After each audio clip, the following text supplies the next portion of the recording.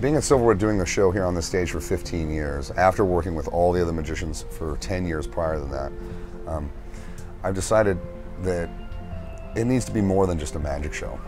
You know, magic is just, if you're just doing tricks, trying to impress people, you know, that's your stereotypical magic show. We try to tell a story with ours. You know, in fact, not just having it be, you know, Nick Norton magic show, just performing with my wife, that's just an amazing experience to do that and share that together. And then I wanted to add an even bigger element. So in this particular show, Phantasm, every time the curtain opens, you're in a new room in Dr. Cosmos's house, and we're all kind of exploring it together.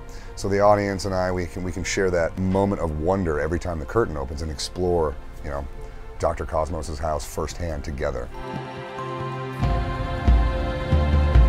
I like to go out before the show even starts and meet with the audience on microphone, but let them know that it's a pre-show show, just to set them on edge so they don't exactly know what to make of you, because we've all seen hundreds of magicians that just poof appear in a cloud of smoke and isn't this amazing, I can do that.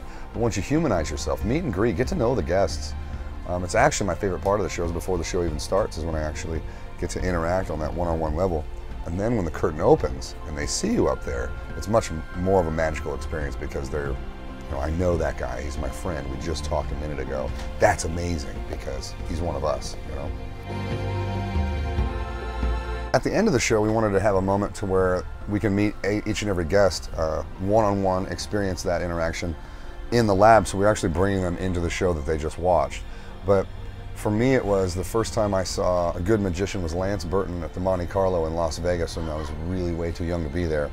But I do remember at the end of the show, I was able to bump into Lance, and I told him I was interested in magic, and I told him I was interested in, you know, when he was making those cards produce, you know, out of thin air.